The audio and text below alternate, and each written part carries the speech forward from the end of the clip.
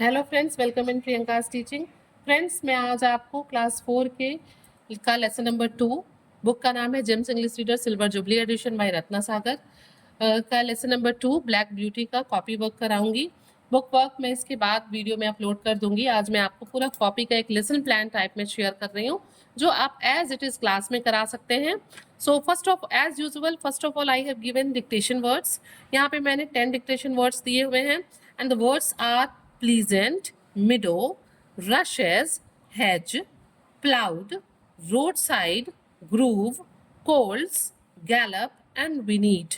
Okay, ये सारे words आपको चैप्टर में मिल जाएंगे और कहीं ना कहीं ये आपको चैप्टर में बहुत हेल्पफुल होंगे। ठीक है, after this I have given words and meanings, और मैंने आपको हमेशा ही बताया है कि अगर हमें मीनिंग नहीं पता है तो वर्ड्स का कोई मतलब नहीं है।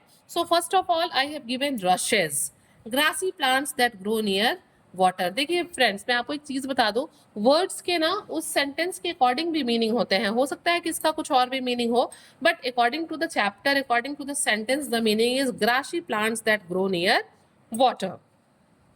The next word is groove. मैंने ये वर्ड्स डिफिकल्ट वर्ड्स में आगे डिक्टेशन वर्ड्स में भी दिए हुए हैं।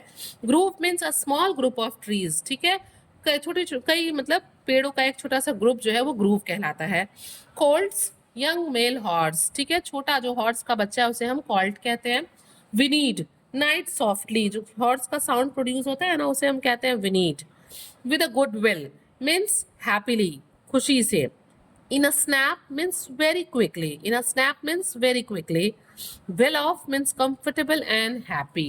जो ये घोड़े थे ना इस चैप्टर में जिनके बारे में हम पढ़ने जा रहे हैं, वो वहां पे बहुत ही अच्छे से कंफर्टेबल एंड हैप्पी वे में रहते थे, वेल ऑफ थे वो। Now I am going to give you MCQs and I want to tell you that this MCQs is very helpful for the students those who are weak. क्या होता है, हमें exam में सबको पास करना होता है ना। एग्जाम में जो गुड है, जो एवरेज है, जो पुअर है, वो सब बच्चे बैठते हैं और हमारी लाइबिलिटी होती है कि वो पास हों। तो एमसीक्यू जो होता है ना, वो बच्चों को मार्क्स गेन करने में उनकी हेल्प कराता है, इसलिए एमसीक्यू देना बहुत जरूरी होता है। तो मैंने यहाँ पे 3 एमसीक्यूज दिए हुए हैं। First is what was the name of the little horse. छोटे घोड़े का क्या नाम था? डार्की, डचेस और Dick. Its name was Darkie. Who was a wise old horse?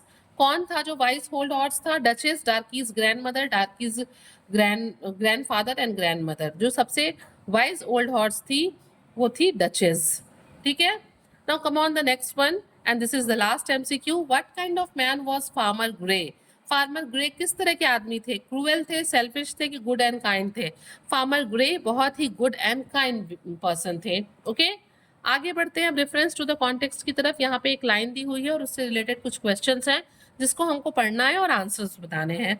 Read this sentences and answer the questions. And the sentence is I hope you will grow up gentle and good. कौन कहता है कि मैं उम्मीद करती हूँ कि तुम जो हो जेंटल और गुड वे में जो है वो ग्रो अप करोगे, बड़े होगे? Who said this? किसने कहा? डार्कीज मदर। डार्की की ममा ने ये बात डार्की से कही। Okay, now come on question number 2 and the second question is whom did the speaker say this to? ये जो बोलने वाला स्पीकर है, स्पीकर कौन है? डार्की की ममा। और उसने ये बात किससे कही? Darkie's mother said this to Darkie. Darkie की मदर ने ये बातें खुद डार्की से कही। Okay, and the last question is what other advice did the speaker give? तो डार्की की ममा जो कि स्पीकर है उसने और क्या एडवाइस दी है?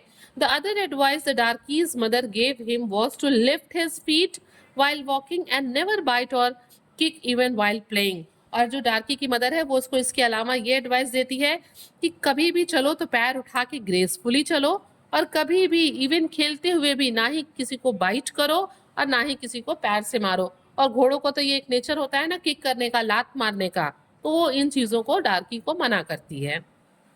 एक और सेंटेंस दिया हुआ है जिसको पढ़ के हमें उसके आंसर्स देने हैं। And the sentence is well old pet and how is your little डार्की। ठीक है, ये बात कौन कहता है? Who said this?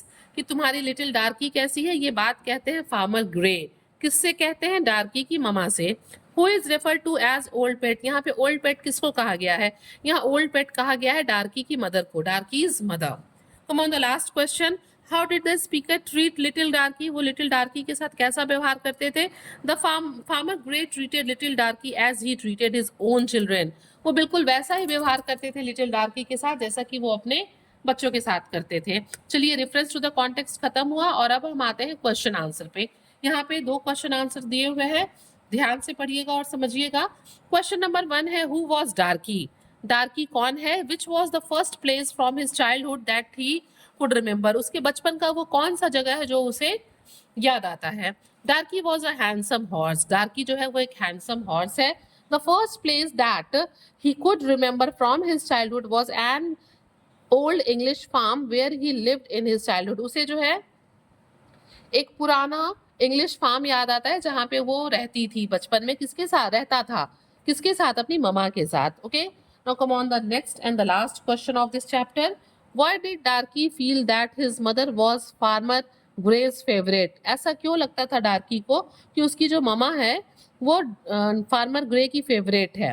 डार्की felt that his mother was farmer Gray's favorite because he always took her to the town on a market day, क्योंकि वो उसको हमेशा ही अपने साथ मार्केट डे के दिन टाउन ले जाया करता था। So friends, if the video is fruitful for you, please do share to others, hit the like button, and if you are new, please subscribe the channel. Very thank you for watching.